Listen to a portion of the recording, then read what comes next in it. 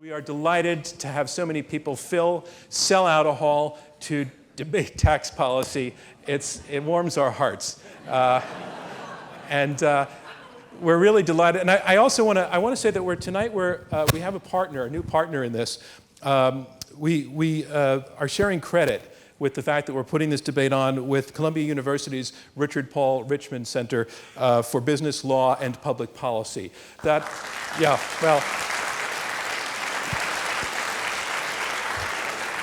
I can see the spontaneous applause thing is going to work really well. I do want to say that it's a joint venture of the law school and the business school, and they have, as we do, a goal of trying to raise the level of public discourse, in their case, where law and markets and business intersect. So again, thank you. Let's give them a round of applause for doing that. And the other reason that we have these debaters, excuse me? Oh, okay. There's somebody who tells me to say absolutely everything I'm saying to you in my ear, word for word, and the whole system just broke down, and I became very confused. The other reason we have these debates, of course, is because of the Rosencrantz Foundation, which launched them 6 years ago and sponsored them. And I want to welcome now, to help us frame the debate and talk about why we're doing this, by inviting onto the stage the chairman of the board of Intelligence Squared U.S., Mr. Robert Rosencrantz.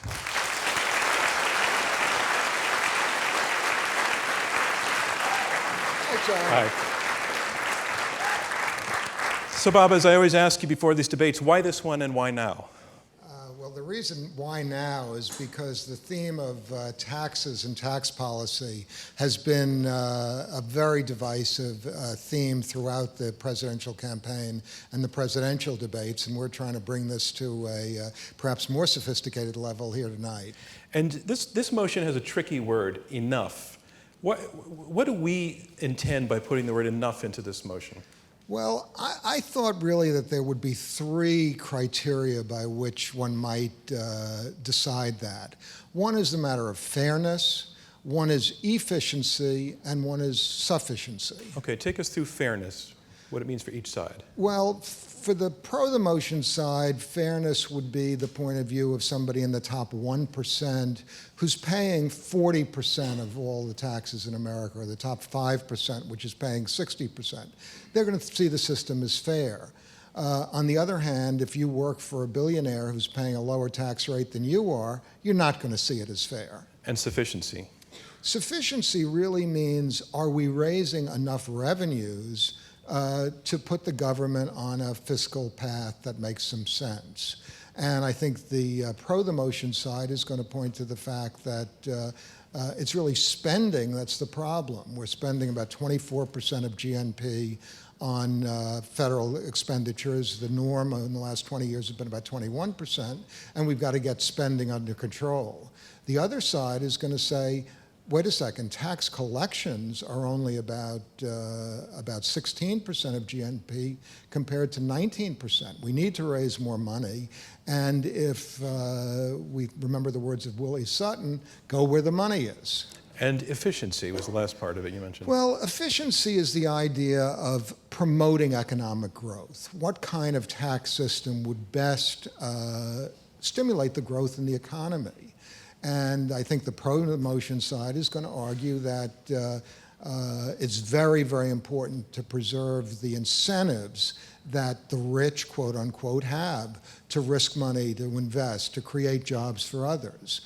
The against the motion side is probably going to point to the fact that $1 in the hands of a middle-class family is going to be spent and in a direct way stimulate economic activity, whereas $1 extra in the hands of a rich person might just sit there. All right, Bob, thanks very much. And that slicing the word enough, slicing that salami left, has a lot of meanings, and thank you for framing this for us. And let's welcome our debaters to the stage. Good. I'll take that.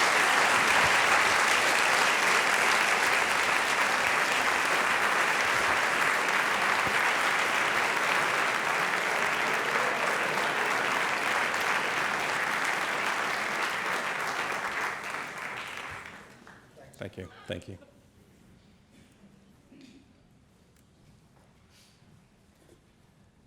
And may I invite one more round of applause for Robert Rosencrantz for bringing this to us. If you're asked, do the rich pay their fair share in taxes, you really do have to ask a couple of other questions. You've got to ask, well, what do we mean by rich?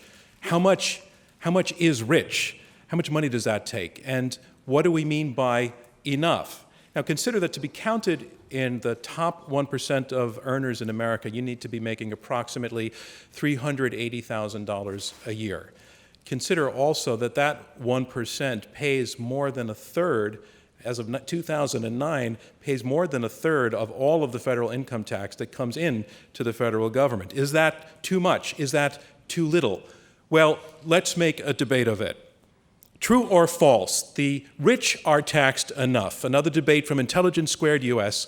I'm John Donvan. We have 4 superbly qualified debaters who will be arguing for and against this motion. The rich are taxed enough. They go in 3 rounds, and then the audience votes to choose a winner, and only one side wins. Our debaters include, on the side arguing for the motion, Glenn Hubbard, Dean of Columbia Business School and Economic Advisor to Mitt Romney.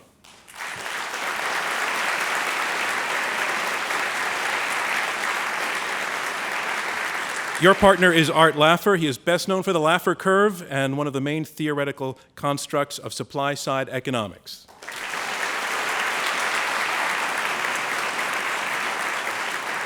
On the side arguing against the motion, Robert Reich. He's a professor at UC Berkeley and former Secretary of Labor in the Clinton administration.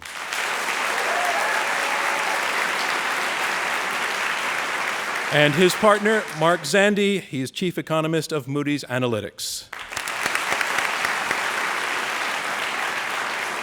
Our motion is this: the rich are taxed enough. Let's meet our debaters and welcome first Glenn Hubbard.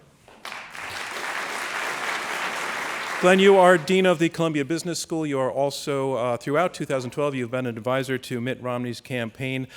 Recently, you were profiled in the New York Times, and you were described there as succinct, authoritative, and unabashedly partisan. I want to know, is that fair? Are you unabashedly partisan? And could you be succinct and authoritative? Well, I am always succinct. To the partisan, I guess I'm old enough to remember when Bill Bradley and I collaborated on an idea that's not too far dissimilar to tonight, and President Obama's housing plans follow work by me and by a colleague at Columbia. And your partner is? My partner is Art Laffer. Ladies and gentlemen, Art Laffer.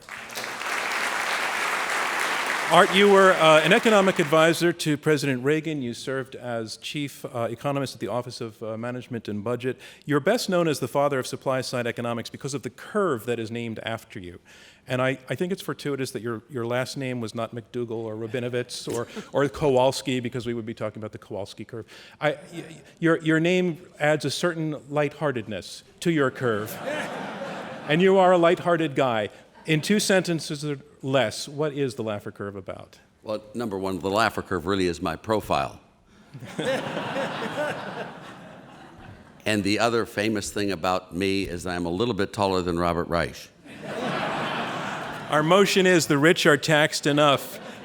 The rich are taxed enough, and here to argue against the motion, Robert Reich. You're a professor of public policy at UC Berkeley, former Secretary of Labor in the Clinton administration. You are a bit of an intellectual brawler yourself, and you can dish it out. You've also had to take it. Bill O'Reilly recently called you a communist who secretly adores Karl Marx. Neil Cavuto said you were a sanctimonious twit. Question is, does this stuff really hurt your feelings? No, not at all. No, it doesn't. Actually, I don't know how Bill O'Reilly knew that I was a secret admirer of Karl Marx, because if it was secret. and Do you your see the illogic on that side of the aisle? And your partner is? My partner is the incomparable Mark Zandi. Ladies and gentlemen, Mark Zandi. John, I'm nervous about this now. You're going to Sorry? be nice, right? You're going to be nice. This is so easy. Yeah, okay, all right. You are All the right. chief economist of Moody's Analytics, and you have one of the most widely followed economic forecasts. That was nice. That was nice. That was yeah, very nice. I'll take that. I'm I'm a great guy, too. Here's You could the say other that. part of it. When the Bush cuts neared expiration in 2010, you at that time were in favor of their extension initially? Yes, I was, yeah. Now? I think the president's proposal is the appropriate proposal. Allow the tax rates for upper income individuals to So you do expire. get to change your mind. No, I am an eclectic economist in that I think the economics depend on the times, and the times now are such that we've got to address our fiscal problems. Thank you, Mark Zandi. Ladies and gentlemen, our debaters for this evening. Now, in this debate, you, our live audience, act as our judges. By the time the debate has ended, we will have asked you to vote twice, once before you've heard the arguments, and once again after you've heard the arguments, and the team whose numbers have moved your vote the most from beginning to end will be declared our winner. So let's register the first vote. If you go to the keypad that's at the right hand of your seat, our motion is this: the rich are taxed enough. If you agree with that motion as you come in off the street, push number 1.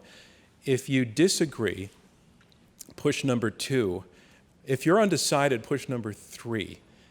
All of the other keys you can ignore, they're inoperable. And you can also correct yourself if you've pushed the wrong button. And again, these are wireless devices, so they're all being recorded backstage and tabulated. And then at the end of the evening, it takes about as long as it takes for me to finish this sentence. We'll have the results again quickly, comparing the two votes. All right, let's launch.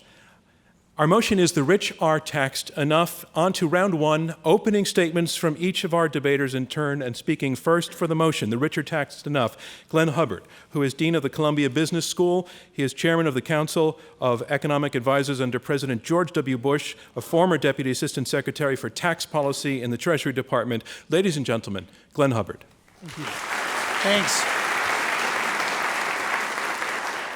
I'd certainly like to thank Intelligence Squared and the Richmond Center for an event on a topic this important. My partner, Art Laffer, the eponymous economist, will follow with some great thoughts on why raising tax rates is the wrong place to start. But I just want to make 2 points this evening. First, raising tax rates on the rich is both counterproductive and unnecessary to fund the government that Americans have traditionally had. I'll come back to that point. Second, if we do want a larger government, and that's a political choice, the extra taxes to pay for that government will largely come from the non-rich. Now let's start with how high tax rates are. If you look at survey data and ask Americans what they think is fair, people generally answer that about a quarter or a bit more would be fair in taxes paid. If that's true, the current and projected marginal tax rates, that is a tax rate on the next dollar that you earn, are very high for upper income folks, 35% for ordinary income. And if you're New Yorkers in this audience, you know that by omitting state and local taxes, I'm leaving a lot on the table here. And 15% for dividends and capital gains, but of course corporate taxes were already paid there. And on top of that, there's an estate tax that taxes money that had already been taxed once or twice in someone's lifetime. All of these taxes are set to rise substantially next year. 40% for earned income, 44% for dividends, 24% for capital gains, and beyond. Now, the calls for higher tax rates really raise 2 concerns. First, if you step back, they treat the nation's income as an already baked pie, and it doesn't really matter for the size of that pie how it's sliced. An economic observation of that is that ignores a lot of incentives that taxes have on the decisions we all make. Those sorts of incentives would lead to lower activity, lower jobs, and lower incomes. The second choice here is that the real fiscal policy choice facing the nation is really about the size of government. And here my observation isn't economics, it's just arithmetic. If we want the larger government, we all will have to pay for it. The bulk of the taxes will come from the non-rich.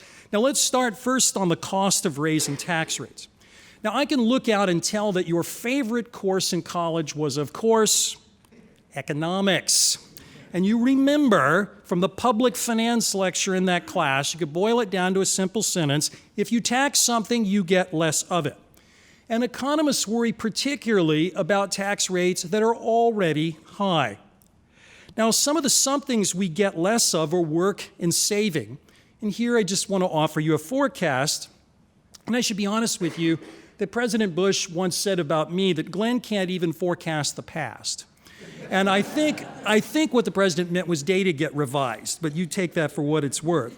But economists like me and my own academic research have forecast changes in taxable income from changes in tax rates. The responses of high-income taxpayers are not only absolutely high, they are much higher than the responses of other taxpayers. Of particular concern in this regard is the taxation of business income. High business taxes discourage investments in machines and ideas and jobs. More than half of Americans who work in the private sector work for businesses whose owners pay taxes at individual rates. Raising taxes on those business owners discourages hiring, discourages investment. If you make a comparison of next year's tax law with higher rates to the much ballyhooed Bowles-Simpson plan, you'd find that the lower tax rates in Bowles-Simpson that are financed by broadening the tax base would raise investment in businesses by 54% and raise hiring by 14%. And high tax rates don't necessarily produce revenue.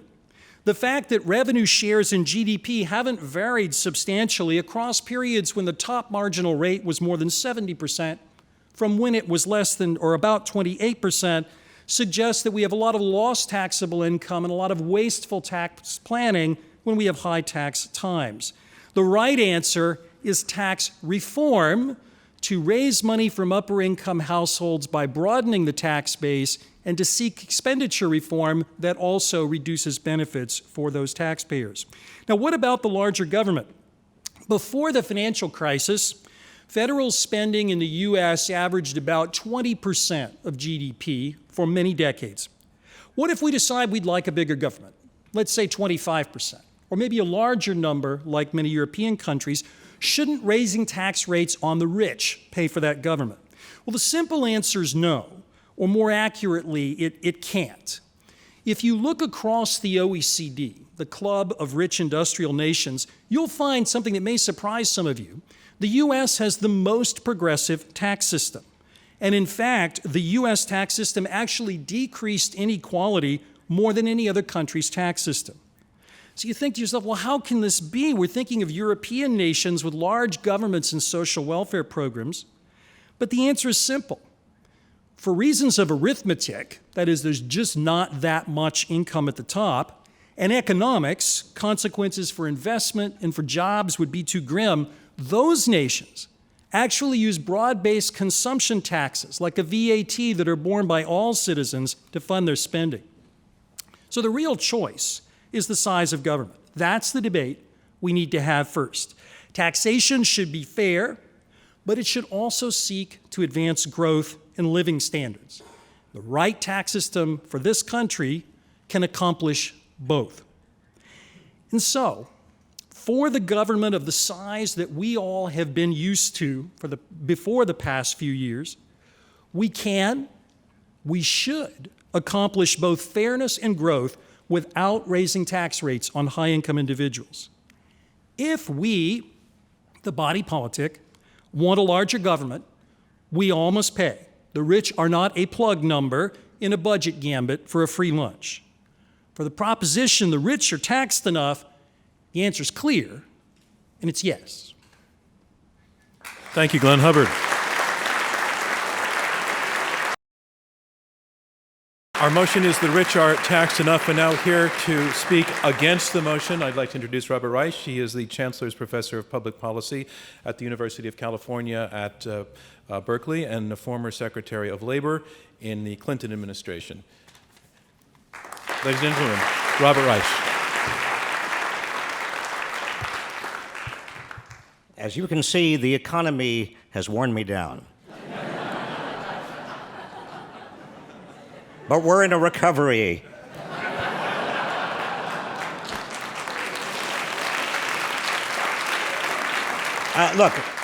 I think this is an absurd motion, and I urge you to vote against it when you have a chance to vote against it again. It's an absurd motion for the following reasons. Number one, we have a huge budget deficit. Even if we didn't want to expand the size of government, even if we want to contract the size of government, we still have a gigantic budget deficit. And the debt is about 85% by some measures of gross domestic product. And the question is, how do you get the deficit down? How do you get the debt down? Well, almost everybody who has looked at the issue has said it's got to be some combination of tax increases and spending cuts. The Simpson-Bowles Commission, to which my esteemed colleague referred to, said, well, we have $1 of tax increases for every $3 of spending cuts. But there are going to be some tax increases, and the real question here isn't the size of government. The real question here is who is going to bear the brunt of the tax increases? Is it going to be people mostly at the top, or is it going to be people who are in the middle, or is it going to be people who are poor? And I want to tell you, in terms of common sense and logic and fairness, it ought to be people at the top. Why? Why? You can applaud, but don't take away from my time. Why? Because number one, people at the top have never had it so good. I mean, the percentage of total income in this country going to people who are in the top 1% has doubled over the past 30 years. It used to be 10% back in 1980. It's now over 20%. That is, people in the top 1% are now getting over 20% of total income. If you're in the top 1/10 of 1%, your share didn't just double, it actually tripled over the last 30 years. If you're in the top 1/100th of 1%, your share quadrupled of total income over the last 30 years. The richest 400 Americans have more wealth than the bottom 150 million of us put together. And this kind of asymmetry, this kind of distorted gap between the top and the wealthiest people and everybody else is really something new in this country, at least within people's living memory. It wasn't this way in the 50s or 60s or 70s. It wasn't even nearly this way in the 80s. So if we're going to have to raise taxes, obviously fairness and logic would indicate you raise them on the top. Now, Glenn Hubbard is talking about, well, you have a negative effect on a negative incentive effect. Come on, as in the immortal words of Joe Biden, malarkey. I mean, look, the tax rate, the marginal tax rate on top incomes, go back before 1981. For at least 3 decades before 1981, the top marginal tax rate in this country was at least 70%. Under Dwight D. Eisenhower, President Dwight D. Eisenhower, Republican, who nobody would have accused of being a socialist. Bill O'Reilly would not have called him a communist. And yet, the marginal tax rate on the top incomes under Eisenhower was 91%. If you get rid of all the deductions and tax credits, it's still, the effective tax rate under Eisenhower is close to 56%. Much higher than anybody today is talking about. Right now, we're talking about the difference between what? A 35% tax rate and maybe going back to Bill Clinton's days? I mean, this is a ridiculous debate. It should not even be debated. Obviously, given where we were before and where we are now, we shouldn't even be raising this question. I mean, they will say that higher taxes have a negative impact on economic growth. Well, guess what? In the 3 decades before 1981, when taxes were higher on the rich, the economy, on average, per year, grew faster than it has grown since 1981. There was no negative impact on growth. I mean, George W. Bush reduces, remember 1981, 2001, 2003, he reduces taxes on the wealthy, saying, oh, we're going to get this huge increase in growth, and we're going to get all kinds of jobs, using and spouting supply-side, excuse me, Art, nonsense. And what did we get? We actually had less growth. We had fewer jobs. Even before the Great Crash, we had an economy that did not perform nearly as well as it did under the president I was very proud to have served under, that is Bill Clinton, who raised taxes. We had the largest and longest boom in modern memory. 22 million new jobs were created. That wasn't a negative growth. That was not a slowdown in growth. We raised taxes, 22 million new jobs were created. I was Secretary of Labor during those times. I created every single one of those jobs. Thank you. Thank you very much.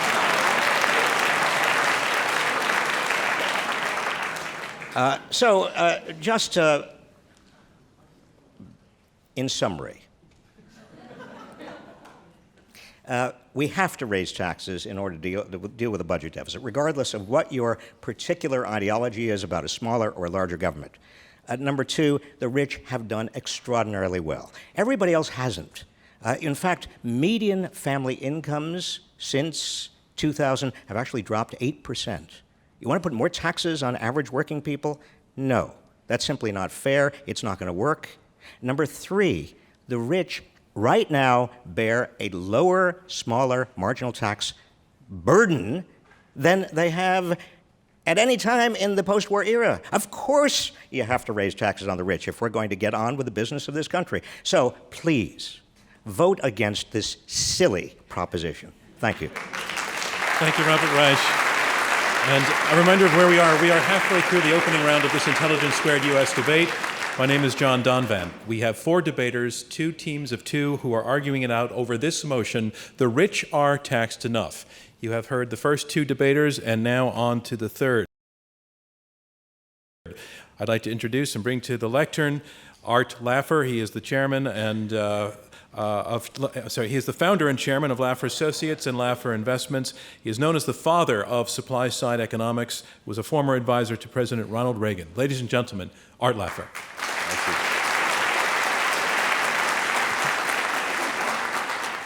If I can just start with this hotel you guys got for us today, I had the craziest thing happen. I came in a little early, and I went down to the health club.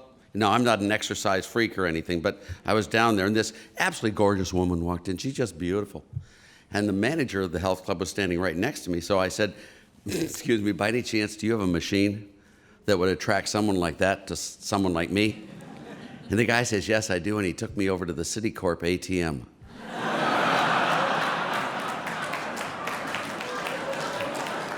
And I just want to say that the rich are not the Citicorp ATM. If you look at this world, but Robert, you're a favorite of mine, and you have been for years, and Glenn, you did a great job on this, and Mark, I'm anticipating your comments. But you look at it, there are only 3 reasons you could possibly want to raise tax rates on the rich. You're jealous of them, and Robert may be, but he's one of them. And the other thing is you're going to get more revenue, and you're going to create prosperity. Those are the other 2, and I'm going to land on the last 2, and look at the facts if I can. I mean, in the 30 years, if you look at the growth rates there, and we can go back in time, but, if you look at the periods, let's say, from the Roaring '20s, we cut tax rates back then from 73% to 25% in the Roaring '20s. It was called the Roaring '20s for a reason. We had enormous expansion of growth, output, and employment. The top 1% of income earners. Now, we have great data on the top 1% of income earners. The IRS really likes to know how much you owe them. And we have great data. The top 1% of income earners, their taxes as a share of GDP soared during the period of the Roaring '20s. If you look at the 1930s, we raised the highest margin. Well, we first had in May of 1930, we had the Smoot-Hawley tariff. Then Hoover raised the highest tax rate on the rich from 25% to 63%. Then Roosevelt on January 1936 raised it from 63 to 79%, and then up to 83%. There's a reason why it was called the Great Depression. The economy was in a shambles, in large part because of the tax increases. The revenues from the top 1% of income earners as a share of GDP went down during this period. You look at the Kennedy period, where we cut the highest tax rate from 91% to 70%. We also put in the investment tax credit, accelerated depreciation, cut the corporate rate, did tariff reform as well, the Kennedy round tariff negotiation. Tax rate, it was called the go-go 60s, if you remember, a boom in the economy. And tax revenues from the top 1% of income earners went up during that period as a share of GDP. We then had the 4 stooges: Johnson, Nixon, Ford, and Carter.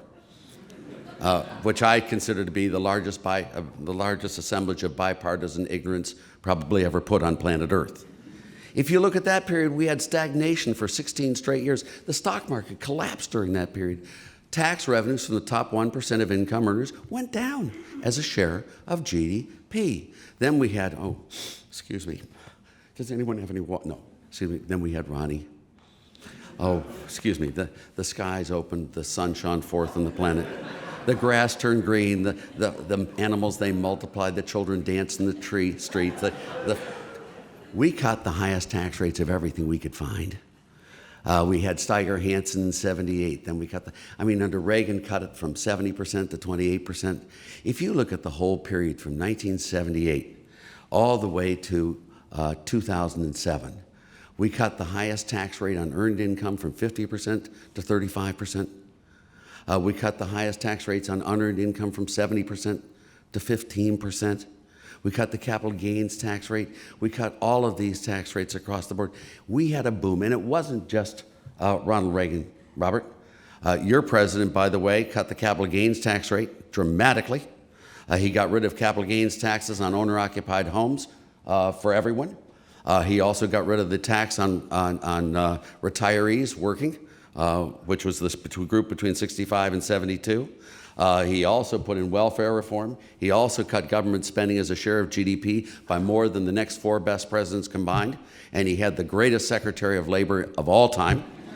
But he was a big tax cutter. We had huge growth during that period. If you look at what happened to the tax revenues from the top income earners, in 1980, tax revenues as a share of GDP from the top 1% was 1.5% of GDP. By 2007, tax revenues from the top 1% of income earners was 3.2% of GDP. It more than doubled. Let me tell you really honestly, you're not going to get the money from these guys. You're not. They can hire lawyers. They can hire accountants. They can hire deferred income specialists. They can hire congressmen. They can hire senators. They can hire, when you see a group of people hanging with the president, don't for a moment think it's a group of street people trying to explain to the president what it's like being poor. They're in there for some reason, and they find it. What you really want to do is get a low-rate, flat tax where you have no exceptions, no exemptions, no deductions, none of that stuff, and get them out of the business of trying to finagle their tax codes, get them out of the business of trying to influence government, get them into a position where they create prosperity and economic growth, and that is the way you got to go. We all want to increase tax rates on the rich, but we want to do it not by raising rates, which won't work. We want to do it by lowering rates and broadening the base. And if I can correct one other little mistake, Robert, just a little one, Simpson-Bowles lowers the highest tax rates on the rich. And so does Rivlin Domenici. They lower rates, they broaden the base. In '86, we cut tax rates on the rich dramatically from 50% to 28%. In the Senate, 97 votes for that, 3 against it, including Joe Biden. What was his malarkey comment? Excuse me, maybe he was looking in the mirror. But you also had Bill Bradley. You also had Howard Metzenbaum. You had all of these. And you had Chris Dodd, and you had Teddy Kennedy. Everyone knows that you don't create growth by raising tax rates on the rich. You can't love jobs and hate job creators. And you can't tax an economy into prosperity. It ain't going to happen. Thank you very much. Thank you, Art Laffer. Thank you, Art Laffer. Our motion is the rich are taxed enough, and here is our final speaker making his opening statement, Mark Zandi. Mark is the chief economist of Moody's Analytics and is one of the most frequently cited economists in Washington. He's also the author of this book, Paying the Price, Ending the Great Recession, and Beginning a New American Century. Ladies and gentlemen, Mark Zandi. Thank you, John. Thank you. Thank you, John. Thanks, Intelligence Squared and Bob Rosencrantz for the opportunity. I did notice that on Amazon, the price of my book is falling. The demand, supply, we need a little more demand here. Help me out. Let me begin by saying that it's obvious the American economy has very serious challenges, but I would put 2 right at the top of the list. The first, this is in no particular order of importance, but the first is the skewing of the distribution of income, consumption, and wealth. And the second is our fiscal problems. The statistics here are pretty startling. Let's begin with the income distribution, wealth distribution. If you take the top 20% of income earners, they take home over 50% of the nation's income. The top 20% take home 50% of the income. They consume 60% of the total pie. So from cars to clothing and everything in between, they consume 60%. And they own 90% of the wealth. 90% of the wealth. These are pretty skewed statistics. And the more startling thing is they've gotten more skewed over the past 30 years. You go back to the early 1980s, late 1970s, these statistics were very different. I'll just give you one example.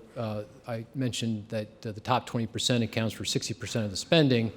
If you go back to 1980, it was closer to 45%. So it's skewed, and it's getting more skewed.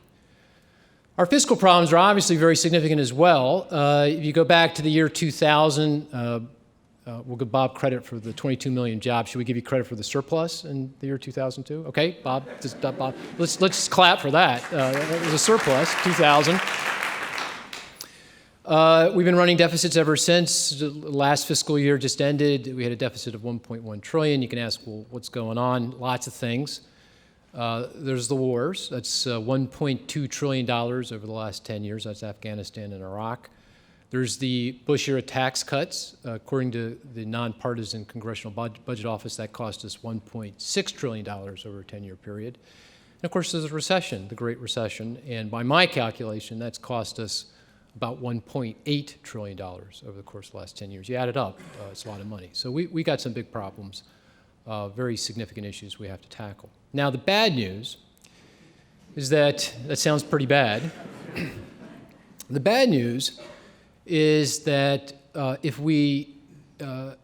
these trends will continue, if policymakers don't act. If they don't act, these trends will continue, and this will harm economic growth. It'll become very self-reinforcing in a negative way. Take the deficits. If policymakers continue on with current policy, if they don't do anything with the current tax rates, if they don't cut spending as agreed to as part of the sequestration, if they don't address the payroll tax holiday, emergency UI, going and on and on, well, the nation's debt to GDP ratio is going to go from its current 70%, and by the way, it's doubled over the last 10 years from 35 to 70%. It'll go over 100% by 2025. Now, all good research would show that we got a problem if that happens. The world's not going to work for us. At some point, investors are going to balk, interest rates are going to rise, it's going to affect investment, productivity growth, and our living standards. That has to change. And the income and wealth distribution, the forces that are driving that are firmly in place, and they're not going to change. There's many. Globalization, great recent piece in the New York Times going over this. Globalization, technological change. These are all really very good things for our economy. We need to continue on with the process of globalization, and certainly technological change improves all our lives. But clearly, it affects the distribution of income and wealth. I'm a person with no skills and talent. I'm getting creamed by trade. I'm competing against low-wage workers in China and in India. I can't compete. I'm just getting crushed. And of course, high-income households are benefiting enormously, right? I mean, Glenn, Art, Bob go off to China. They go off to India. They go off to the UK. They give a speech. They get paid very well. Unfortunately, I'm not in their class. I don't get paid as well. But it's globalization that allows them to get these great returns, and their income and wealth rises. And I think the problem here is that if we don't address the skewing of the distribution of income and wealth, the disenfranchised are going to say enough, and they're going to stop the process of globalization, and they're going to rebel against the pace of technological change, and that's going to be to everyone's detriment, including higher income households. Now, here's the good news. We can solve this problem, and we can solve it together in a combined way. We have to think about addressing our fiscal problems through the prism of the distribution of income and wealth. So we need to cut government spending, absolutely. We have to do this, but we have to do this in a way that is intelligent and maybe means testing for entitlement programs. Change the entitlement programs for the wealthy into insurance policies, but that only goes so far. We don't want to go to the point where the insurance policies become a welfare program and we lose support for things like Medicare and Social Security. That only takes us so far. So we have to address taxes. And if I were king for the day, I wouldn't raise tax rates on anybody. And I don't think we need to, right? I am all for tax reform. Let's close the deductions. Let's close the loopholes. Let's make the tax code fairer, broaden the base. I'm all for it. But let's use the revenue to address our fiscal problems, not to cut tax rates until we're able to do that, right? I mean, that is the best way. That is the way proposed by Simpson-Bowles. That's the way proposed by Domenici-Rivlin. That is the bipartisan way. So this is not hard. We can do it, and that's the good news. Now, let me end this way with a personal note. I started my own company back 25 years ago with a good friend and my best friend and my brother. And I wasn't in the proverbial garage, but I was pretty close. I grew it into a pretty good-sized small business. I had 100 employees when I sold it to the Moody's Corporation. And the reason I'm telling you this is because I want to let you know that I'm not just an egghead. You know, I look like one, maybe, but I'm not.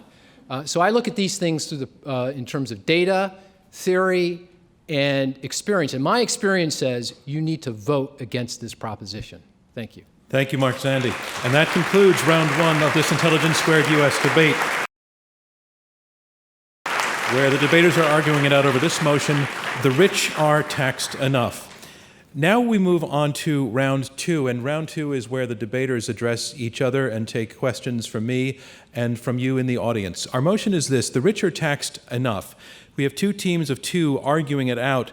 The team arguing for the motion, Glenn Hubbard and Arthur Laffer, are basically saying that taxing the rich is something that is absolutely going to backfire, that taxes have consequences on behavior, and that the wealthy, who would be the provider of jobs by being the builders of factories, would be discouraged from doing so, and that as a result of that, not only would they be able to dodge their taxes, as Art Laffer pointed out, by hiring lawyers, and he also said hiring senators, but they will also not be giving jobs to people who would help broaden the tax base.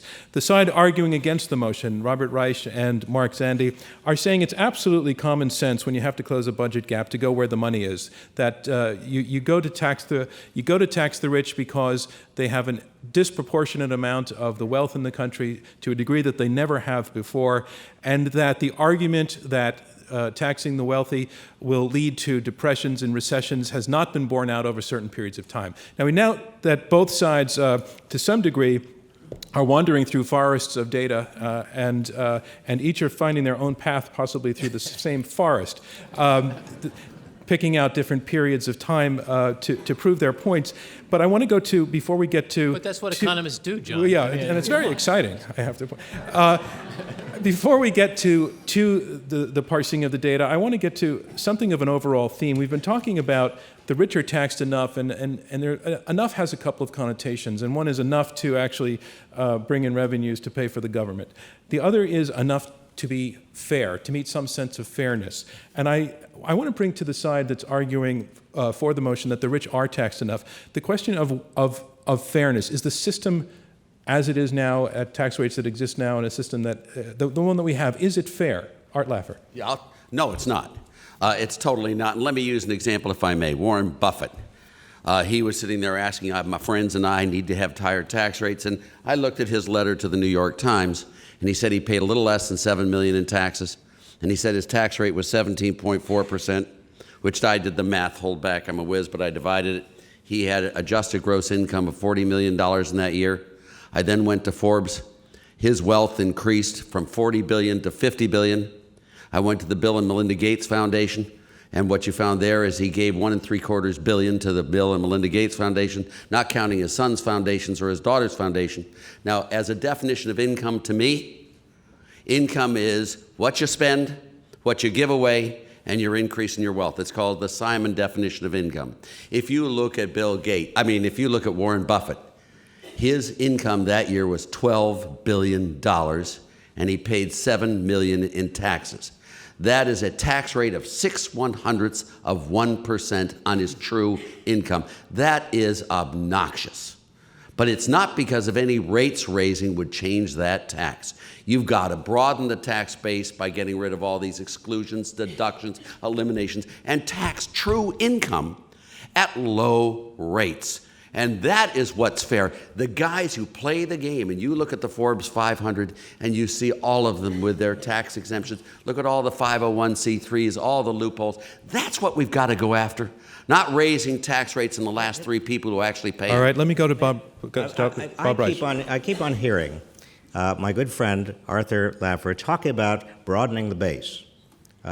Now, do you know exactly what he's talking about when he talks about broadening the base? Because it sounds good, doesn't it? I mean, you want to broaden the base. Everybody wants to broaden the base. But Arthur, let's be specific. Are you willing to close loopholes that the very rich are mostly taking advantage of? Yes. Okay, now wait a minute. Isn't that an increase on the? Doesn't that mean a tax increase? No, I'm not Wait, talking. Arthur. I thought we're talking about tax Arthur. rate increases here. We've all gone that it's tax rates we're talking about. Everyone wants to raise taxes by creating prosperity. It would be stupid not to. Arthur. We are Arthur. talking about tax rates here, at least me. Oh, no, wait. Mark Zandi. Wait. The proposition, the rich are taxed enough. Taxed. What we're arguing is that we want to raise more tax revenue. We prefer to do it by broadening the tax base. I would love to do it that. Now, we have to look at it from a clear-eyed perspective. Can we really, we've tried, and we've done it once or twice, to broaden the base efficiently to raise revenue. But if we can't, then we raise tax rates. But everyone would agree that we want revenue, and we want to do it through broadening the tax base. That's lowering Let's bring in Glenn Hubbard. Three quick points here. First of all, there's been some discussion of Bowles-Simpson tonight. I think it's important for everyone to understand the marginal tax rate, top marginal tax rate in the Bowles-Simpson compromise plan is 28%. And that's financed by broadening the tax base. If we have a healthy tax system, the growth that engenders will in fact raise revenue, yes, but it's not by raising tax rates. Exactly. Second point in fairness is the OECD point that I made. If you look across industrial countries, the U.S. actually has by far the most progressive tax system. We rely much more on taxes that affect high-income individuals than peer countries, and we do so for the reason I suggested. But the third point I wanted to mention is if you add up all of the tax increases on the rich that are currently being discussed in Washington, it's about 1% of GDP. The Congressional Budget Office has come up tonight. They would tell you that the long-term problem in Social Security and Medicare alone is on the order of 10 percentage points of GDP. Anybody who's selling you the taxes on the rich are going to get us out of the fiscal hole doesn't know the math. No, Glenn, wait, just one second. Glenn, are you already saying? Yeah. Glenn, are you saying that the American system compared to Europe is more fair than any European tax system? I'm saying it's more progressive. I think it's... Is progressive fair?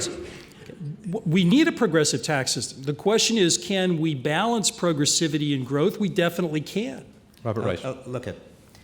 First of all, the reason that the European tax system looks more progressive than ours is because the gap between the rich and the poor in Europe is not nearly as great as it is in the United States. We have the highest gap between the rich and the poor. Secondly, Arthur Laffer just admitted something that I hope you heard, and that is that when you close loopholes that are taken advantage of mostly by the rich, you are, in a sense, raising their taxes. Mm-hmm. They are actually providing more in taxes. The proposition we are debating is whether the rich are taxed enough. We are saying, Mark and I, that is wrong. The rich are not taxed enough. If one way we use to get the rich to pay more is to close, for example, the carried interest loophole that allows private equity managers to treat their income as capital gains, taxed at 15%, that means that Mitt Romney will be taxed more than he is now. Robert, come on. Art Laffer. You got tax rate reduction. If you did tax rate reduction, broadened the base, and you created prosperity, of course we all want more revenues. We don't want deficits. I mean, no one wants it. How do you get it? The way you get it, by the way, is the way Reagan, Kennedy, Clinton, and also Harding and Coolidge did it in the U.S., lowering tax rates and creating prosperity with a broad base. That's what this proposition of the tax rates on the rich are. You hear the logical avoidance that is going on that side of the aisle. Actually, I want to put that question to you, Art. Robert's I'm bigger than you are, Robert, but just barely.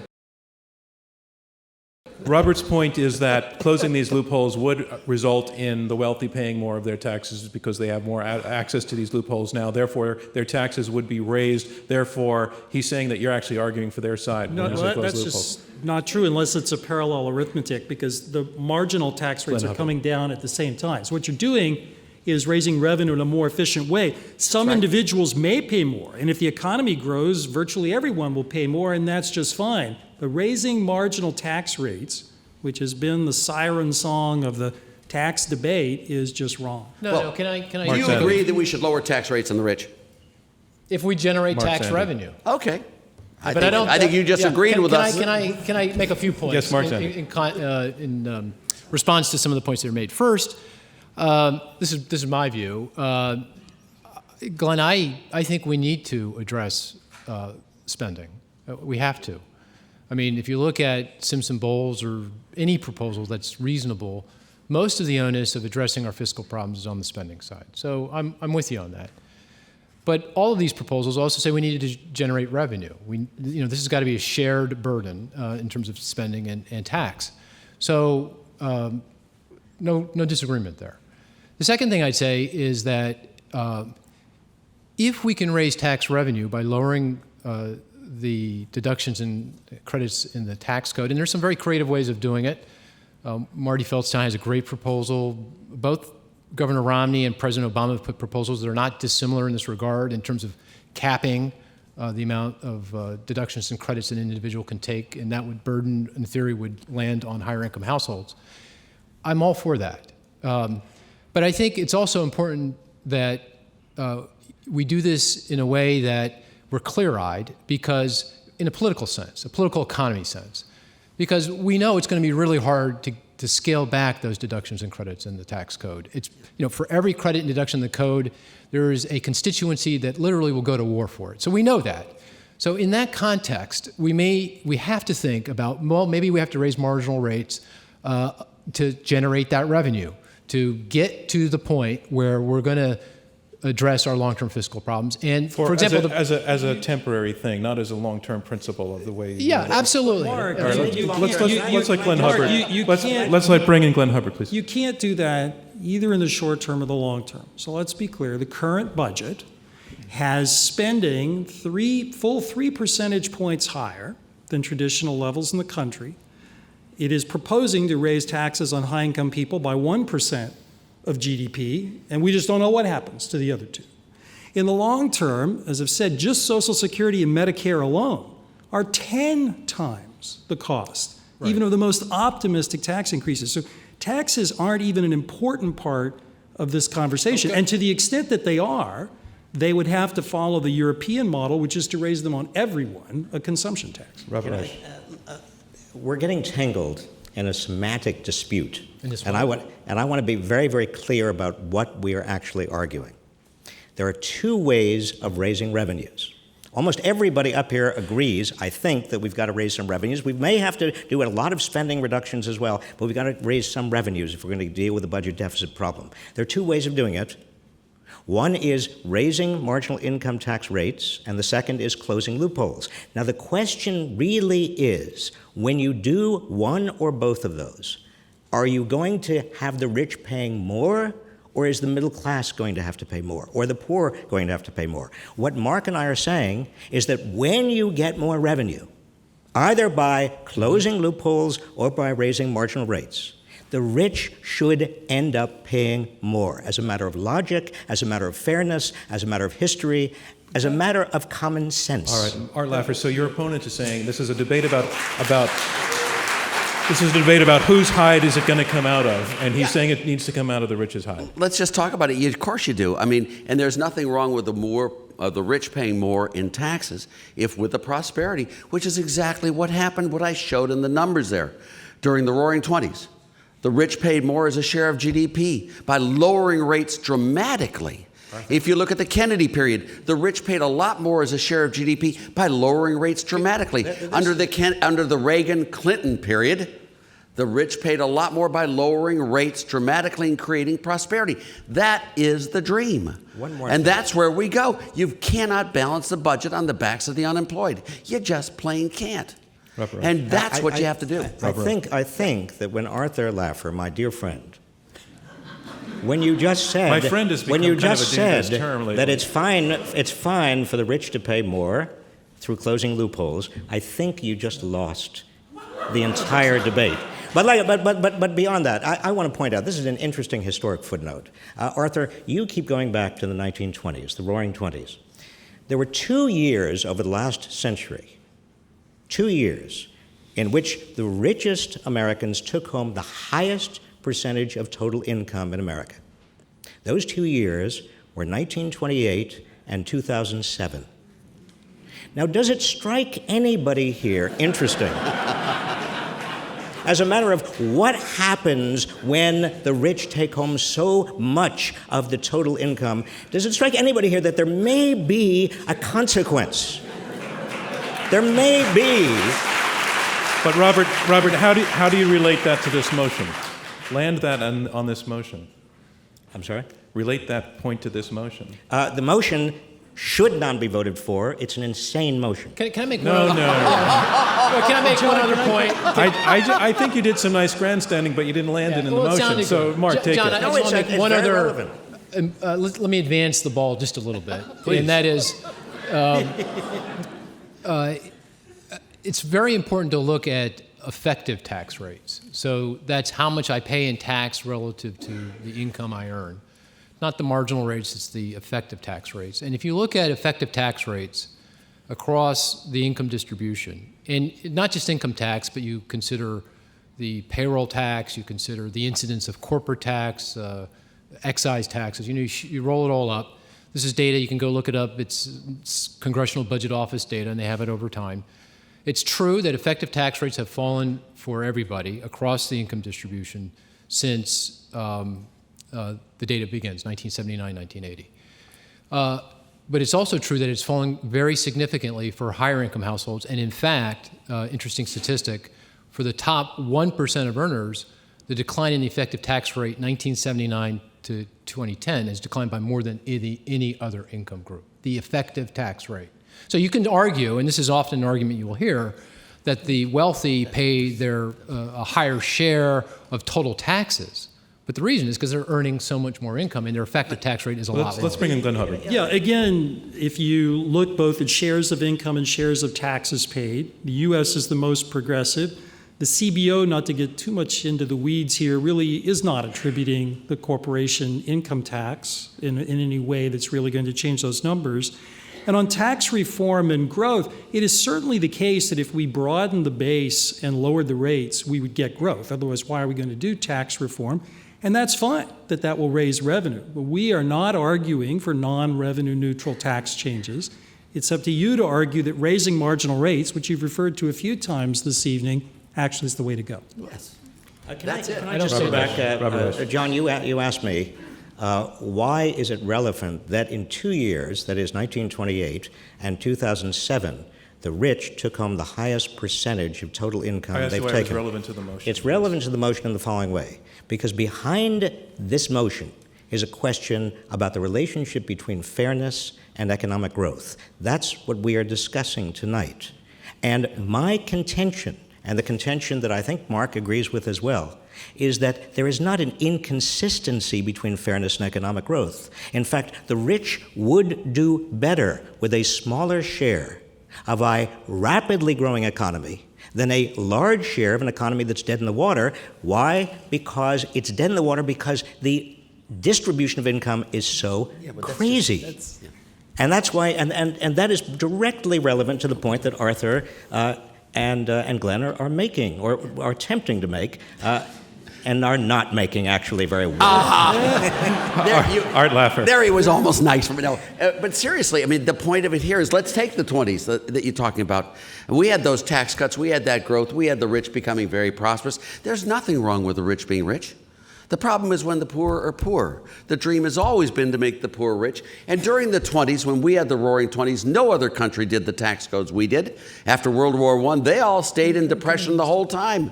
That is the key here. There's nothing wrong with the prosperity we had from the 80s on. But I'll tell you what happened in the 1920s. And they paid a lot more in taxes. And the exact same thing happened leading up to the crash of 2008. The median wages were stuck in the mud. Really, the growth and the gains from growth went to the top. What happened? People in the middle, in order to maintain their standard of living, they borrowed. They borrowed and they borrowed. And people at the top gambled, and they gambled recklessly. And those bubbles exploded in 1929 and in 2008.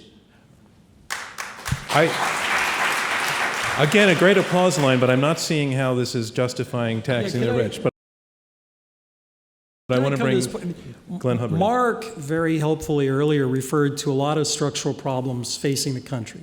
And those are problems that are subject of another debate.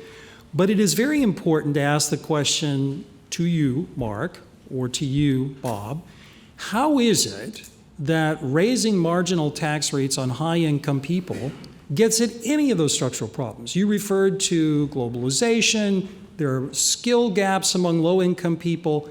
I'm not connecting the dots from your tax policy to dealing with a problem that actually should concern America. Yeah, that's a very good question. I think it's important that we address the distribution of income and wealth, because if we don't, we're going to have the situation that Arthur joked about, but is very serious, and that is that the wealthy will capture the system. He joked about buying a senator, buying a congressman.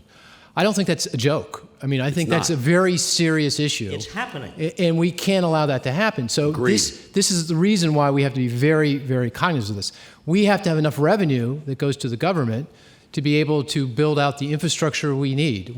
We need the revenue to go to the government sufficient to educate the population and bring the skill attainment of those workers that are getting creamed by China up so that they can compete in a global economy.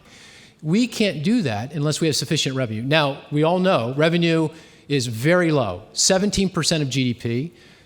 Since 1980, the revenue to GDP ratio has averaged 19.5%. It's very, very low. Government spending is high. I'm all for getting government spending down. I think that's absolutely correct. But we also have to, in a balanced way, get revenue up. Can I make one other point? I have to make one other point. Because this goes right to Arthur's discussion. You know, Arthur, you may be right. You may be right about no, wait. You don't have to give that to Arthur. This is very important. You argue lower tax rates improve economic growth, all else being equal. And, I have some sympathy to that argument when we're lowering tax rates from 90%, which is what they were when Kennedy took office, and we lowered them to 70, and Ronald Reagan took them from 70 to 28. The academic literature on this, frankly, is not clear. There's no proof academically, but okay, I'm sympathetic to the idea. But what I think is prudent, if I were a prudent planner, and if I was sitting at the OMB or the CBO, I'd say, you know what, we better, if we raise taxes or lower tax rates, if we move tax rates, we better think about this in an accounting sense, not in we can generate some economic growth and that's going to generate revenue, and by the way, the kids are going to be dancing in the streets and eating chocolate bars. That's not what we should be doing. We should be thinking about this in a purely accounting well, and if it all works out and you're right, that's gravy. We're fine. And it will, and I am. Glenn Hubbard. I think it's important to know that there is actually a lot of work in economics and pretty conclusive about the positive effects of tax reform. It's one of the few not that controversial. No one's arguing tax reform, Glenn. No one's arguing. Oh, yeah, we are. Lowering rates, broadening the base, that's one of the most fundamental results in economics. And I think the beauty has been, or the difficulty, that politicians are normally scared. But frankly, as an economic matter, I don't think it's controversial. If you had the size of government that we had before the financial crisis, the normally functioning tax system will roughly fund that size of government. If you'd like, in your description of more for education and more for infrastructure, if what you mean is you'd like a bigger government, no. I'll come back to the point I made before. You can't fund that on taxing the rich. That's just math. But let's get Can I specific. just, why not? Why not? Because if you look at all of the tax increases that are currently being proposed, and I haven't heard any politician on the left say they'd like even more, that's about 1% of GDP. The present budget has an elevated spending level of more than 3% of GDP, and that's before the entitlement program. But isn't there still a lot of upward room to raise rates on the rich, other than what's proposed now? I think there's a lot of pushback, both from economists and probably more important from politicians, on the tax increases that are being proposed now. Can I get even if you double them, why is there pushback from politicians on increasing taxes on the rich or closing loopholes that the rich take advantage of? It's because of the increasing political power of many of those same rich. That is the closed system we are dealing with. That is one of the reasons that you've got to start addressing this issue of inequality. You can't, yeah. That's not true. Art Laffer. These are exactly the problems we had in '86. And that's exactly what we did. We took all of these loopholes and dumped them all, and we got a broader base. Reagan said he would veto the bill if it were either tax raising or tax lowering. It was a tax reform bill that went across. We lowered the highest rate from 50% to 28%. And in the Senate, we got 97 votes, 3 against us, and all these others voted with us. It was obvious for all those politicians, and they did it. It's quite obvious right now as well. John, can I just? Yeah, I just Mark want to. Zandi. I just want to present some numbers. These are just accounting. It comes from Simpson-Bowles. Not a ton of numbers. Okay, this is pretty straightforward. Okay. Now, under Simpson-Bowles, to achieve something what you might call fiscal sustainability, that is deficits in the future that are small enough that our debt to GDP ratio stabilizes, with a little bit of arithmetic, we need $3 trillion in deficit reduction over 10 years. You know, we can debate the number, but let's go with it. Simpson-Bowles would say, Domenici-Rivlin would say, let's do $2 trillion in government spending, let's get $1 trillion in tax revenue, right? And they would say, let's do the tax revenue by broadening a base, but if we can't broaden the base, we got to get the revenue from somewhere, right? And if you do those things, then Glenn, the expenditure to GDP ratio goes to 21%. That's the average since 1980. And the revenue to GDP goes to 19%. That's the average since 1980. And we're going. That's actually, maybe we could just correct the numbers. So Bowles-Simpson actually would raise. Is everybody getting this down? Yeah.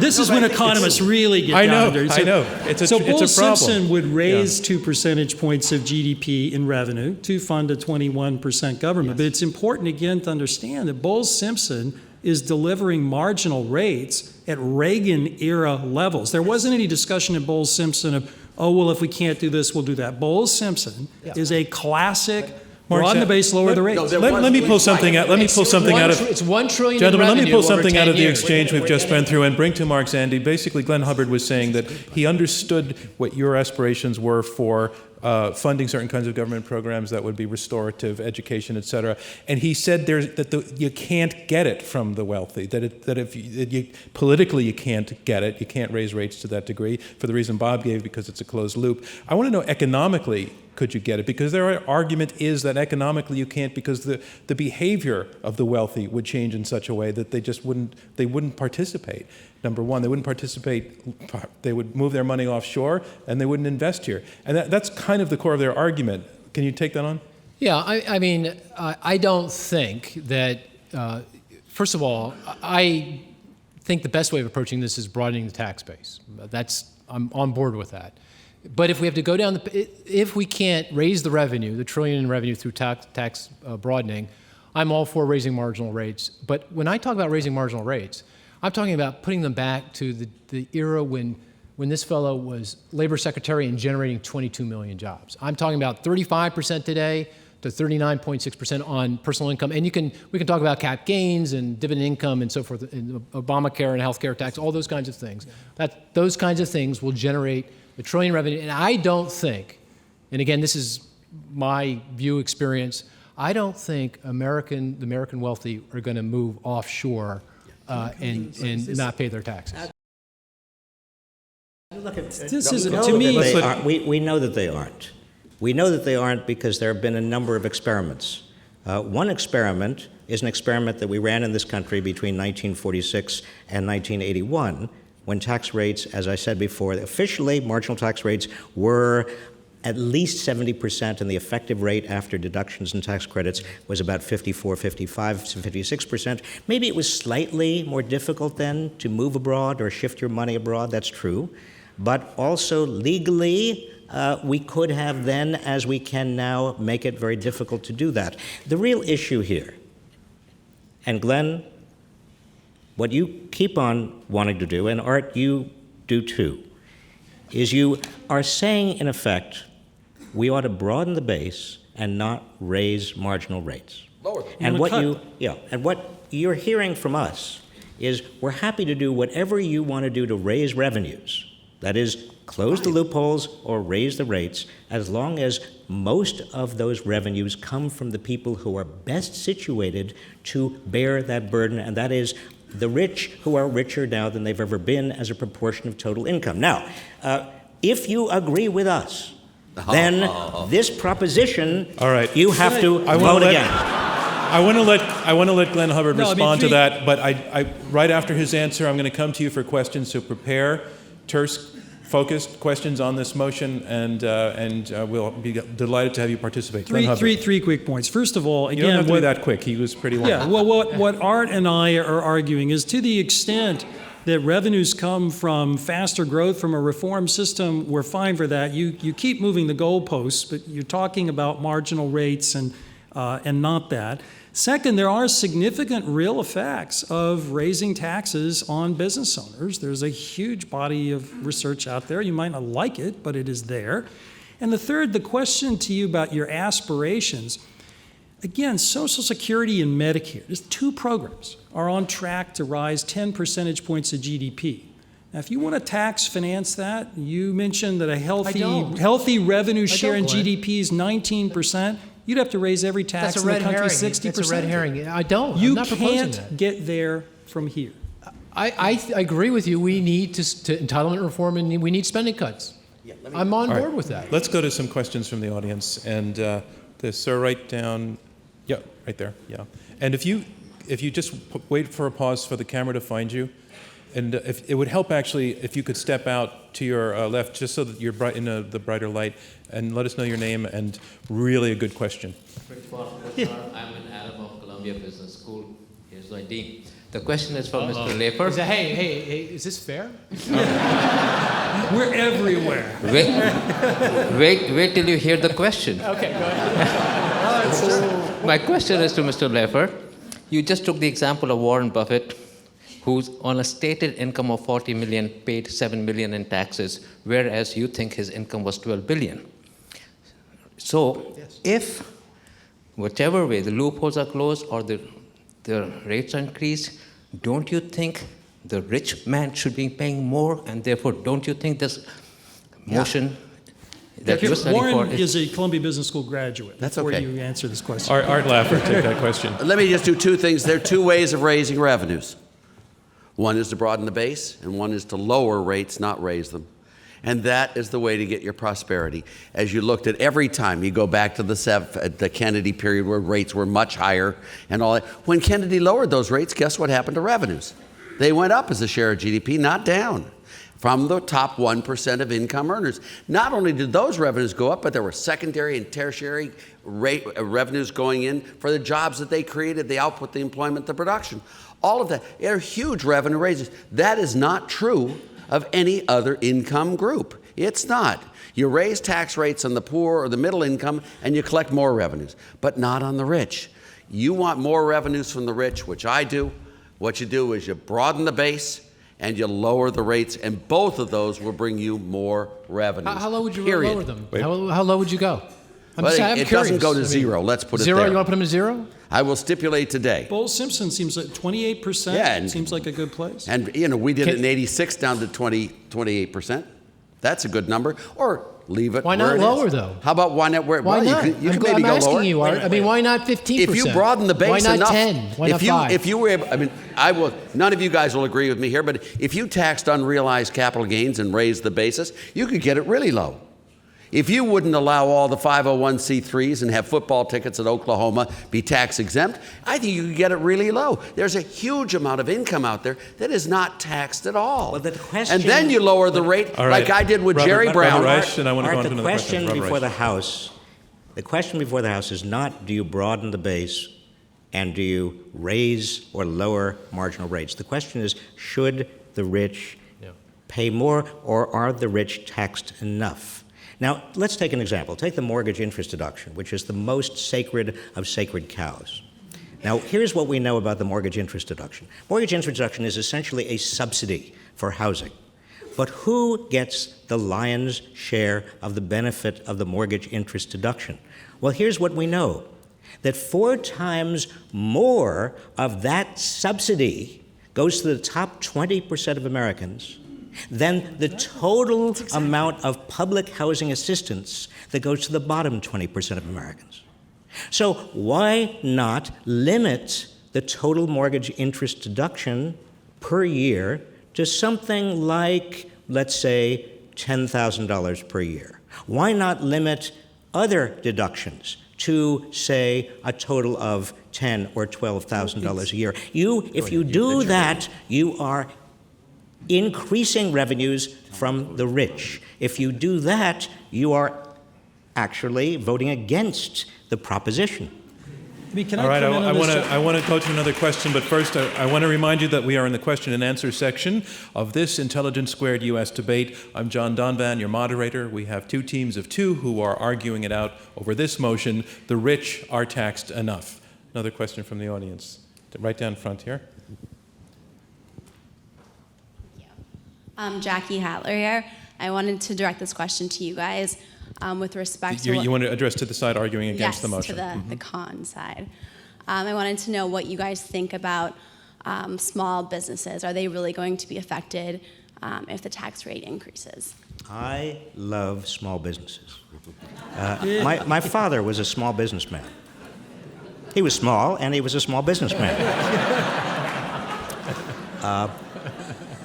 But look, if we, for example, as a nation decide that next year we are going to continue the Bush tax cuts for people earning under $250,000, but the income over $250,000 is going to go back to the Clinton kind of rates.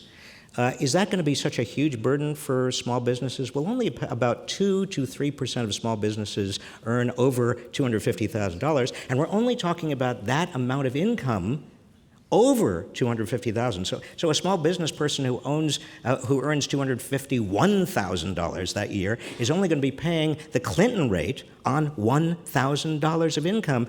And by the way, that Clinton rate was not so onerous. Small businesses did much better under Bill Clinton than they've been doing recently over the last 10 years. The reference to a small number of small businesses being at the top misses the fact that about half of the people in the top 1% are business owners. And if you look at the calculation that I made for you, if you compare what's going to happen to investment and hiring by those individuals, because they're paying taxes at individual rates, you're looking at changes on the order of 50% in investment and 14% in hiring in an era when the economy's struggling. You know, there's a reason the president took a pass on raising marginal rates the last time. Okay, another question? Yeah, can I? Sure, Mark Zandi. Just to reinforce the point, this is why I told you my story about being the egghead entrepreneur. Because I was an S-Chapter corporation. I was one of those folks in the top 3%. And my experience says, no, it doesn't matter. I'm driven by lots of other things, and raising marginal rates from 35 to 40 or 45, it's not going to make a difference in terms of my thinking. So no, my experience, and I don't think the data suggests that this is going to have a significant impact. One other thing about small business that I just think it's very important to point out, that most small businesses are proprietorships, they're professionals like doctors and dentists, plumbers, electricians. They're not making $250,000, and they're not going to be affected by this. The folks that are going to be affected by this are, they're hedge fund owners, they're different kinds of small businesses that, they're motivated by different things. So when people talk about small business, they're thinking about something totally different than the folks that will be affected by the higher marginal rates that we're talking about here. Okay, ma'am. Thanks. Could you stand up? Thanks, just so we can find you with the camera. If it was up to me... And would you mind telling us your name also? My name is Reba Shemansky. If it was up to me, I'd love the marginal tax rate to go back to 91%. However, most wealthy people don't pay the marginal tax rate. They get paid in capital gains or carried interest, like your guy, Mitt Romney. Therefore, don't you feel that the capital gains tax... Actually, he gets dividends, but that's okay. Don't you think... Please let me finish. Don't you think the capital gains tax should equal the marginal tax rate? And doesn't Mitt Romney feel guilty that he pays the same tax rate as somebody You've just who disqualified earns yourself. $10,000 a year? I'm going to take another question. Because we're not playing it that way. Sir, right there. Yeah. Thanks.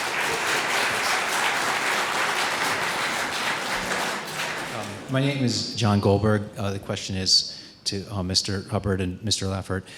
How much do you think that the social contract sort of the sort of justice or moral element should play into the conversation? And to be specific, one of the debates, Mr. Romney said that he still wants the top 5% to pay 60% of collections. Do you think that is the right number? Should it not go up from there? Because I think do you mind? And the reason I say this is that this debate we hope will live on for months and be heard. Not to rephrase your question without actually needing to make the reference to the recent debate, because I think you can, and it would let us use this question. Okay. Thanks. So the question is, I guess I've heard that the top 5% of earners can produce 60% of the collections. Do you think that's about the right number?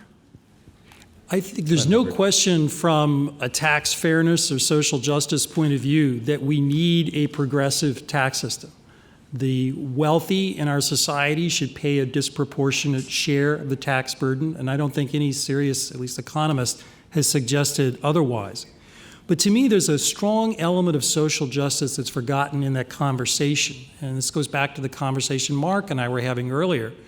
We really need a society that helps put people back on the ladder. And that's not a discussion of whose marginal tax rate is X or Y, but a discussion is how, as a country, we're going to help those people succeed. That's the social justice. Bob Reich. But I think Glenn, here I want to use the opportunity we have to agree. You're exactly right, Glenn. We want an economy and a society that enables everybody to have an opportunity to make the most of themselves and to go up that ladder. But as the gap grows, what we are finding is that upward mobility in America is slowing. In fact, relative to places like Canada, we have a much slower degree of upward mobility. The chances that a poor kid is going to be a poor adult is greater in the United States than it is not only in Canada, but greater than in Germany, greater than in most of Europe, greater than every place in rich nations other than Britain and Italy. Is it tax related?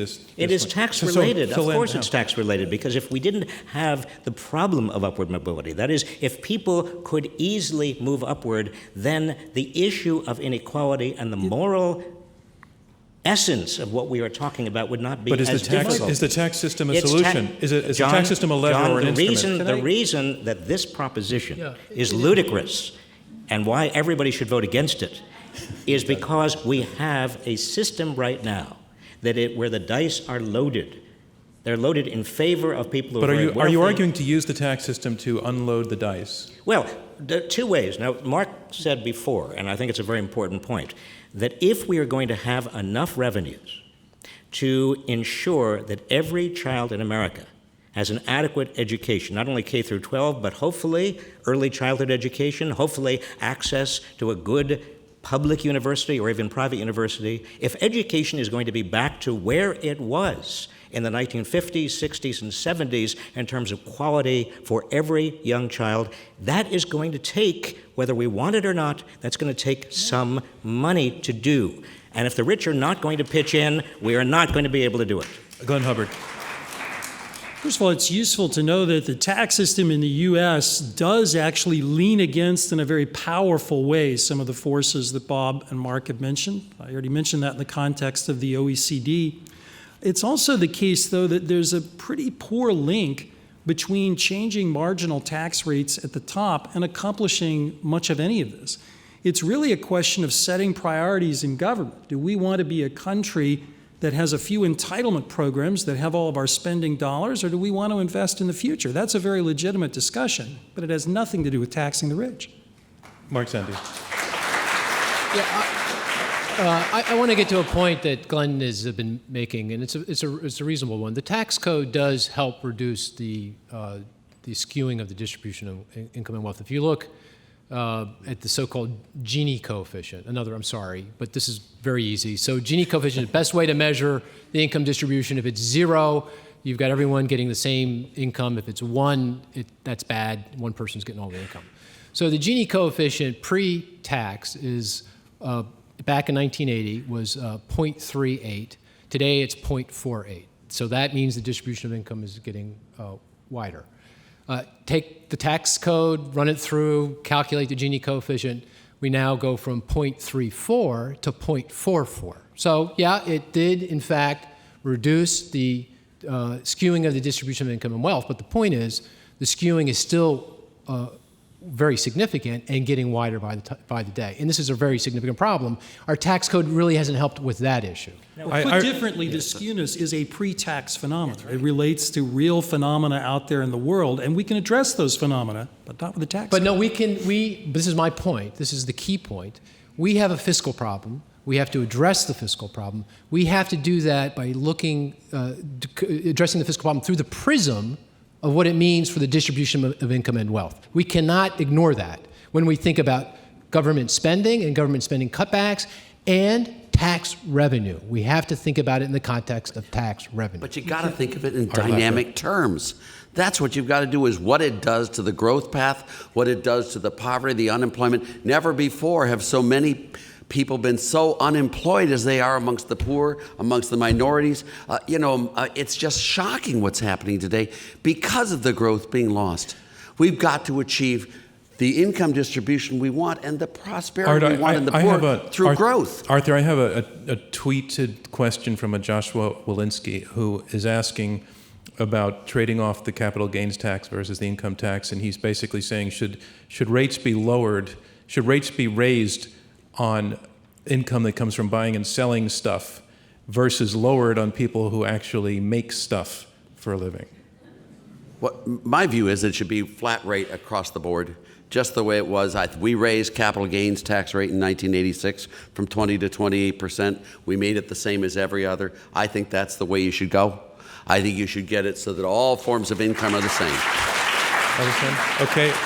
That's not the view of the rest of the table, so there's no misconception. That's true. I am truly for a flat tax across the board and get the hell out of the way and let people produce. The optimal tax on saving is 0.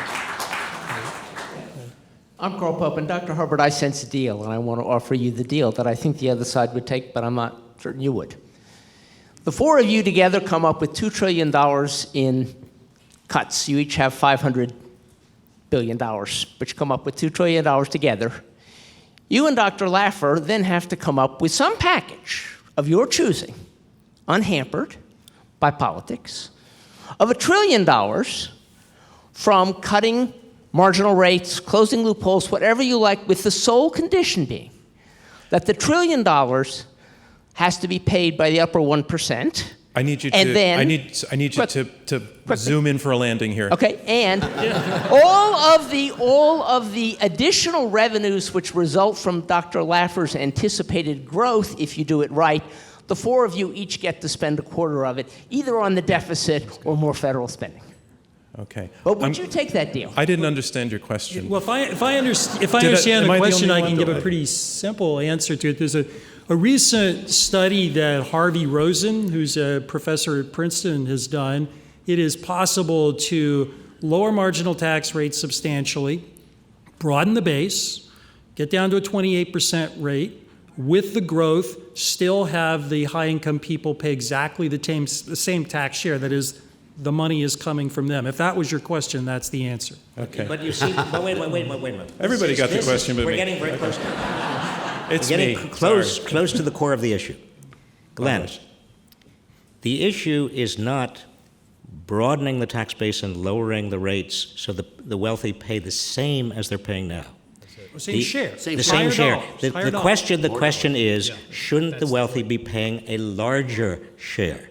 And what Mark and I have been arguing is that you have got to, if you are talking about getting the deficit down, reducing the debt, not only do you have to cut federal spending, you also have to rely on some net increase in revenues. And that net increase in revenues, we believe, should come primarily, whether it's base broadening or rate increasing, it should come primarily from the wealthy. And if you agree with us, then you think this proposition is wrong.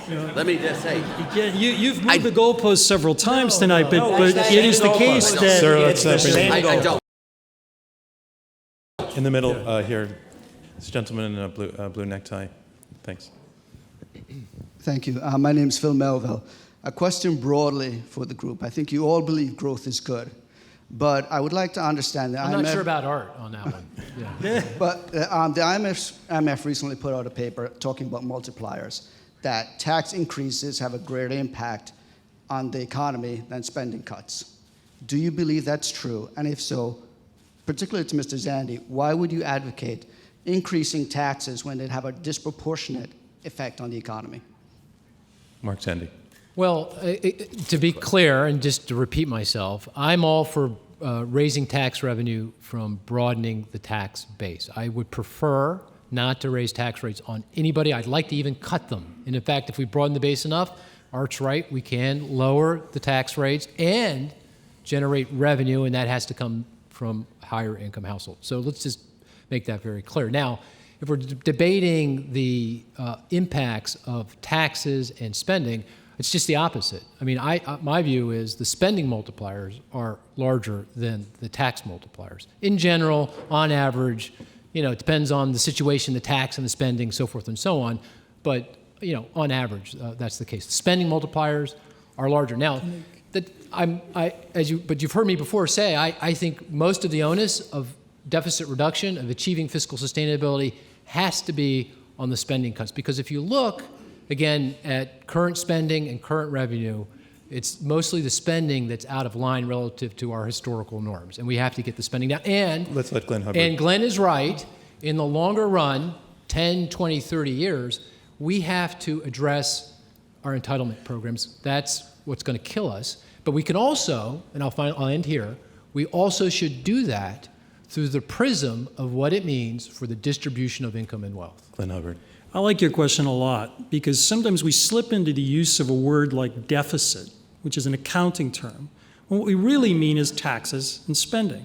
Now, your question gets to the core of why it's important to separate those two parts. There's a big difference between changing the path of fiscal policy by raising taxes and cutting spending. And I think the bulk of the evidence would suggest, yes, that the tax increase way would be more costly. On the multipliers, I'll tout my intermediate macro textbook. You can turn to the table of multipliers and you'll see that point pretty much from the literature. One more question, sir. Hi, Van Greenfield. When I listen to all these numbers, I'm kind of reminded of, I guess it was Twain. We have liars, damn liars, and statistics. And it seems like probably either of you could argue the other person's point. But the question I have is really to the con side. And that is, it seems to me the fundamental question was raised by Glenn at the beginning, which is, what is the size of government that you want? And I'd like to kind of move the debate, or move the question back to what Bob was originally talking about, I think when he was talking about sufficiency and fairness. I'm sorry, I need you to What is your position on the fundamental question that Glenn raised, which is the real issue is the size of government in terms of fairness, I'm going to pass on that because that's not the issue that we're actually, I understand that it's related and I understand it was sandwiched into your argument, but I really want to have a question that provokes more of an understanding of this issue of whose hide is the money supposed to come out of. Ma'am, right in the middle there. Thank you, with respect. You need a microphone to come to you. No, the radio needs a microphone. You'll sound like a voice off in the distance and people will wonder what's wrong with that woman. My name is Brett Popper, and I'd like to know who's the broader base? What is encompassed in this broadening base that we keep talking about? Art Laffer, answer that question. That's a great question. That's exactly Art Laffer. It is. Let me tell you. That's exactly what we have been debating, Robert. And you can broaden. It's Art Laffer's turn to talk. My turn? And it will be your turn right after that, Robert. I did Jerry Brown's flat tax when he ran for president in 1992. We got rid of all federal taxes. You should look at every tax, not just income taxes. We got rid of the income taxes, corporate taxes, payroll taxes, employer and employee. We got rid of excise taxes, capital gains, estate taxes, tariffs. And the only ones we left were sin taxes, which are really small.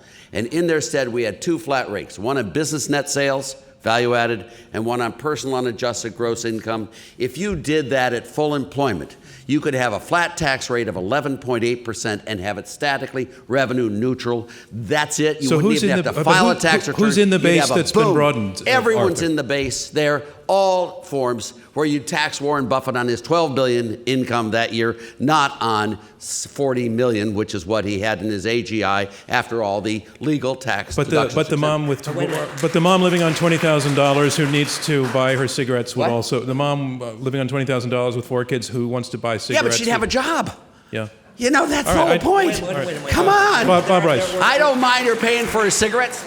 I want to talk to your question, because much of this debate has been about exactly that. What do we mean when we talk about broadening the base?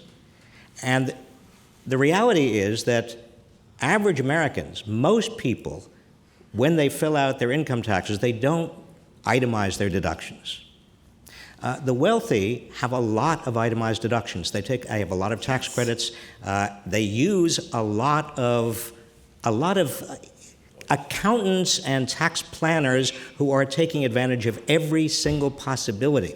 So if you are broadening the base in such a way that you are closing some of those opportunities for tax avoidance or tax mitigation, and the net effect is that the wealthy end up paying more than they were paying before, then you are increasing their taxes, and they are, in a sense, generating more revenues.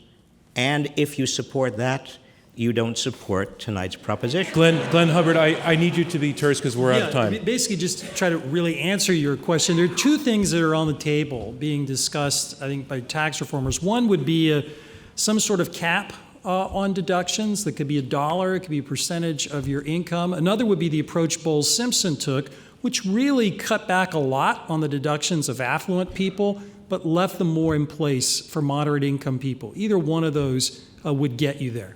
Can I say this is you got 10 seconds. Yeah, a really important question, because you have to really think about what we're talking about here. Mortgage interest deduction, charitable giving, state and local income taxes, property taxes. You get deductions for education. 1 second. Medical care, all kinds of Mark, things. I have to and that's why it's interrupt so difficult to do it. But you're cutting rates at the same time. Yeah. Ladies and gentlemen, this concludes round 2 of this Intelligence Squared U.S. debate.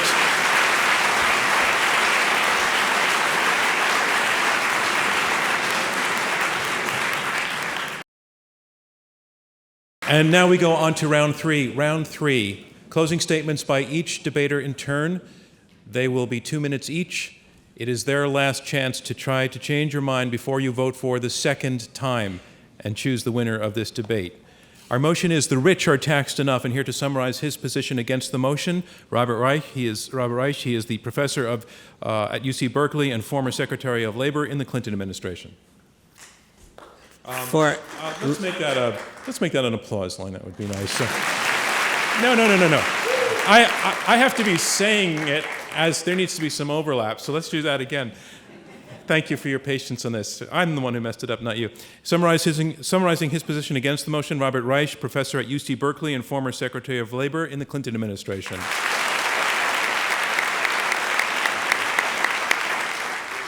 Well, this has been a great debate, and Glenn, I've enjoyed enormously listening to you and trying to respond to you and besting your arguments. And Arthur Laffer, you are a dear old friend, and you're as wrong as you always have been. And Mark Zandi, you are brilliant. But let me just say, I think that if you look at the proposition here that we are debating tonight, the proposition is simply that the rich are taxed enough. And what Mark and I have been saying, whether you couch it in terms of closing loopholes, broadening the base, increasing marginal income taxes, doesn't matter how you cook it, still the question is, Given that we have a huge budget deficit, somebody has got to pay a little bit more. Even if you do a huge amount of cutting of the budget and cutting spending, you still are going to have to raise some revenues. No matter what your ideology is, you're still going to have to raise some revenues. And if you believe, as I do and as Mark does, that the rich should bear the lion's share of that revenue raising, then you've got to, please, for the good of your children and your grandchildren, for the good of America, as solid patriots, you have got to vote against this proposition, because it is, in its entirety, given where we are in this country right now, given the challenges we face, this proposition is simply and unalterably ludicrous. Thank you, Robert Reich.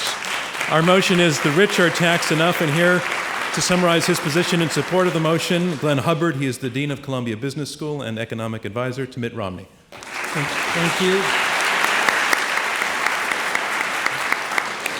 You know, Justice Oliver Wendell Holmes famously observed that paying taxes is actually the price we pay for living in a civilized society.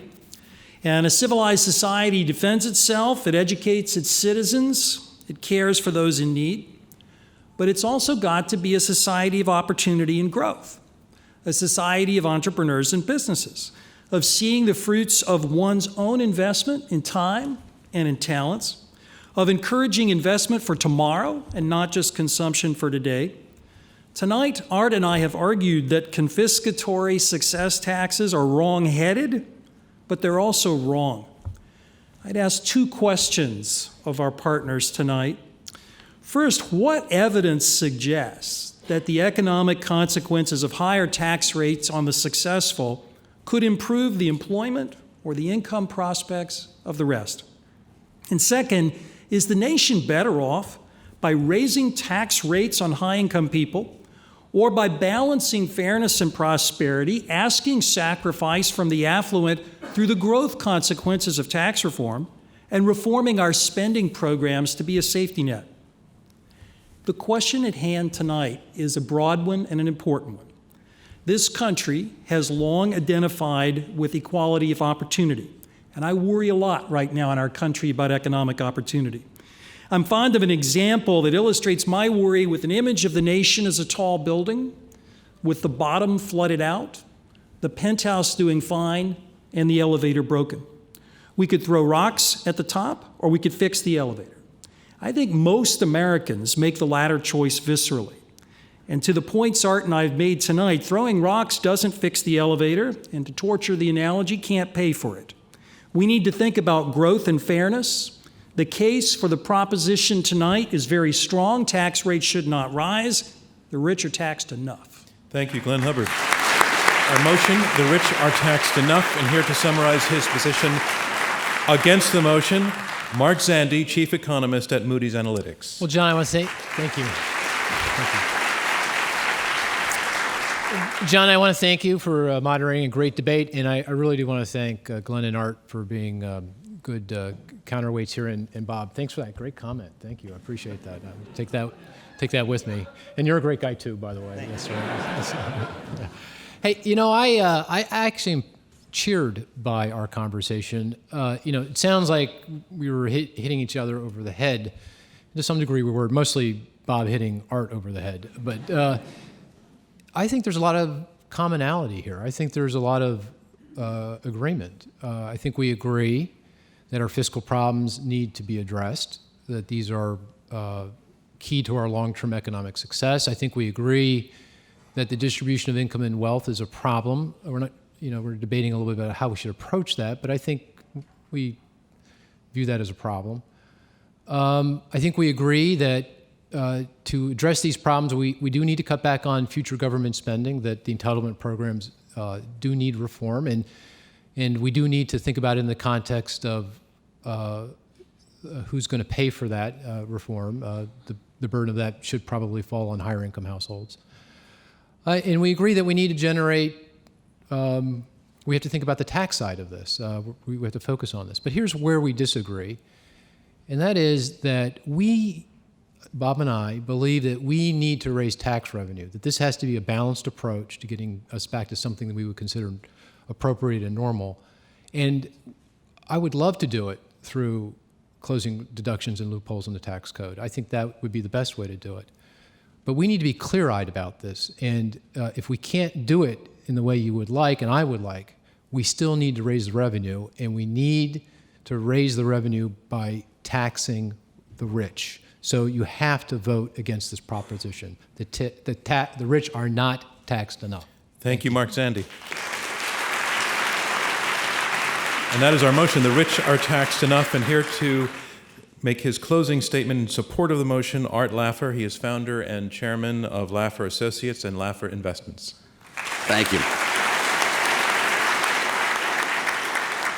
First of all, I'd like to congratulate Bob and Mark for trying to change the proposition to get a different one. The question is tax rates. And frankly, what Glenn and I have been arguing are, why would you ever want to raise tax rates on the rich if you know it's going to give you less revenue and a less prosperous economy? It's as simple as that. And the evidence out there documents that time and time again. One of the ways I would do is lowering tax rates, but doing it by broadening the tax base to keep revenue neutral, but creating the growth, prosperity, which would give higher revenues, but with lower rates. If you believe in lower rates and a broader base, you must vote for the proposition that the rich are taxed enough. Thank you. Thank you, Art Laffer. And that concludes our closing statements. And now it is time to learn which side you feel argued best. We're going to ask you again for your second vote to go to the keypad at each of your seats. Our motion is the rich are taxed enough. At this point, if you agree with that motion after everything you've heard, push number 1 on your keypad. If you disagree, push number 2. If you remain undecided, push number 3. And we will have the results in about a minute and a half. I think the system is still open, so has anybody not voted? Everybody's good. All right. While we're waiting for those results to come, the first thing I want to say is that this was a real pleasure to listen to this debate. The way the four of you brought your game to this, a lot of humor, a lot of respect actually for one another. It's what we like to do, and I want to thank all of you for doing it.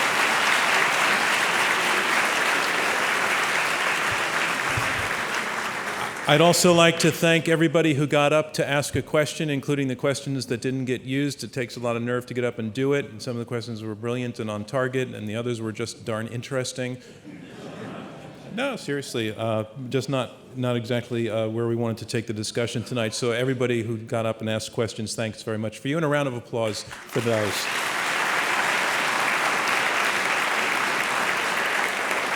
And finally, in terms of thanks, we want to thank again the Richmond Center for their participation tonight and in making all of this possible. Thank you to them.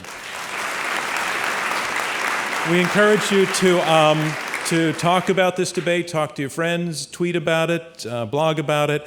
Our Twitter handle is @IQ2US. The hashtag is actually #TaxDebate. I think earlier I said our hashtag was IQ2US. That will work too, but tax debate is what we're looking for tonight. We have our next debate coming up next month. It will be on November 14th. The motion, the proposition that we will be arguing is legalize drugs. For the motion, we have Paul Butler. He is a professor at Georgetown Law School. He is also a former federal prosecutor. His partner is Nick Gillespie. He is one of America's foremost libertarians, and he is also editor-in-chief of Reason.com and Reason TV.